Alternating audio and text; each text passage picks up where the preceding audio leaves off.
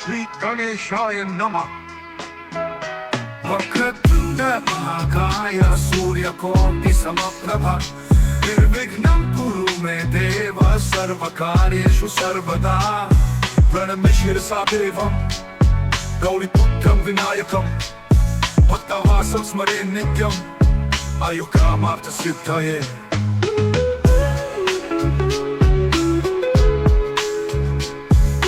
नमस्कार। आज हम भगवद गीता के 9वें अध्याय के कुछ बहुत ही विशेष श्लोकों पर बात करेंगे। श्लोक 12 से 22 तक। हमारे पास जो जानकारी है वो गीता ईश्वर का स्वरूप और भक्ति से ली गई है। हमारा मकसद है ये समझना कि कृष्ण ईश्वर के किस स्वरूप की बात कर रहे हैं और भक्ति के जो अलग अलग रास्ते हैं वो क्या हैं। हम ये भी देखेंगे कि कुछ लोग क्यों भटक जाते हैं और जिन्हें महात्मा कहा गया है वो ईश्वर से कैसे जुड़ते हैं। तो चलिए जरा इसे समझते हैं। देखिए, शुरुआत में ही श्लोक 12 और 13 में एक बड़ा कॉन्ट्रास्ट है ना। एक तरफ वो लोग हैं जिनकी सारी उम्मीदें, सारे काम, यहाँ तक कि ज्ञान भी सब व्यर्थ है, जिन्हें कृष्ण मोघाशा, मोघ कर्माणो, मोघ ज्ञानः कहते हैं। ऐसा इसलिए क्योंकि वो एक तरह से राक्षसी या आसुरी मोहिनी प्रकृति अपना लेते हैं। और फिर दूसरी तरफ है वो महात्मा, दैवी प्रकृति वाले। वो ईश्वर को अजन्मा, अविनाशी मानते हैं और पूरी तरह से बिल्कुल एक मन से उनकी भक्ति करते हैं। भजन्ति अनन्य मनसः। हाँ, बिल्कुल। ये जो स्वभाव का फर्क है यही रास्ते अलग कर देता है। और ये दैवी प्रकृति और अनन्य भक्ति ये सिर्फ कोई मन का भाव नहीं है बस। श्लोक 14 इसे और साफ करता है। बताता है कि ऐसे भक्त क्या करते हैं। वो लगातार ईश्वर का कीर्तन करते हैं, सततम कीर्तयन्तो मां, और अपने लक्ष्य के लिए पूरी दृढ़ता से कोशिश करते हैं। यतन्तश्च दृढ़व्रतः, पूरी श्रद्धा से नमन करते हैं और हमेशा ईश्वर से जुड़े रहकर उपासना करते हैं। ये एक लगातार चलने वाली एक्टिव साधना है। अच्छा, तो ये एक ही तरह की भक्ति नहीं हुई। श्लोक 15 में ज्ञान यज्ञ का जिक्र है, यानी ज्ञान से ईश्वर को पूजना। तो इसमें भी अलग अलग तरीके हैं। ईश्वर को एक परम एकता के रूप में देखते हैं कि सब कुछ एक ही है, एकत्वेन। कुछ हैं जो उन्हें सृष्टि की विविधता में देखते हैं, अलग अलग रूपों में पूछते हैं, पृथक्त्वेन। और कुछ उन्हें हर जगह, हर दिशा में मौजूद उस विराट रूप में अनुभव करते हैं, बहुधा विश्वतो मुखम। ये सब ज्ञान के ही रास्ते हैं ईश्वर तक पहुंचने के। और ईश्वर की ये जो सर्वव्यापकता है, इसका शायद सबसे कमाल का वर्णन श्लोक 16 से 19 में है। कृष्ण कहते हैं कि यज्ञ मैं हूं, मंत्र मैं हूं, अग्नि, घी, सब कुछ मैं ही हूं। हाँ, यही नहीं, वो कहते हैं कि जगत का पिता, माता, धाता, पितामह भी मैं ही हूं। जानने योग्य जो पवित्र ओंकार है, वेद हैं, वो भी वही हैं। गति, भर्ता, स्वामी, साक्षी, निवास, शरण, मित्र, सब कुछ वही।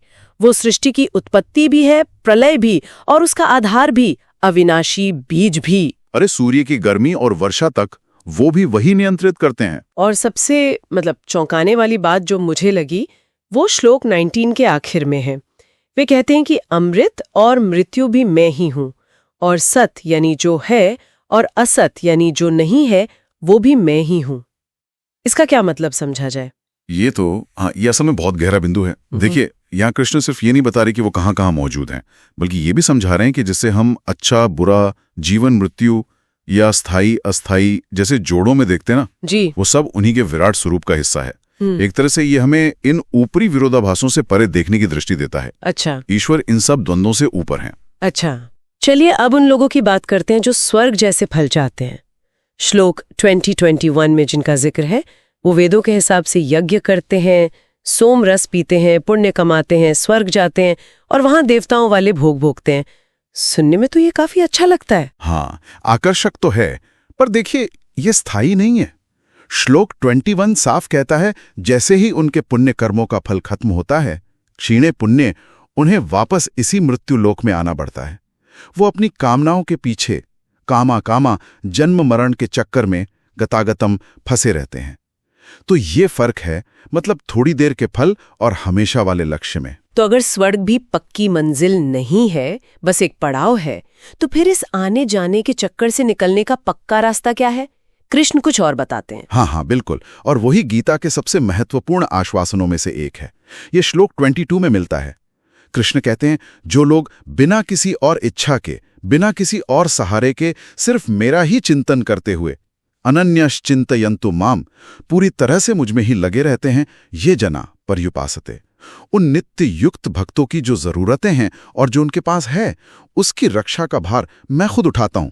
योगक्षेमम वहम्यहम्। योगक्षेमम वहम्यहम् मतलब उनकी जरूरतें पूरी करना, योग, और जो है उसे सुरक्षित रखना, क्षेम। इसका जिम्मा भगवान खुद लेते हैं। ये तो पूरी तरह ईश्वर पर निर्भर होने का रास्ता हुआ। बिल्कुल। ये क्षणिक फलों के पीछे भागने की बजाय सीधे परम स्रोत से जुड़ने का एक तरह से आश्वासन है, गारंटी है। यहां भक्ति किसी चीज को पाने का साधन नहीं रह जाती, बल्कि वो खुद ही ईश्वर से एक हो जाने का लक्ष्य बन जाती है। तो कुल मिलाकर इन श्लोकों से हमने ये समझा कि ईश्वर हर जगह है, हर रूप में है, और उनसे जुड़ने के रास्ते भी कई हैं।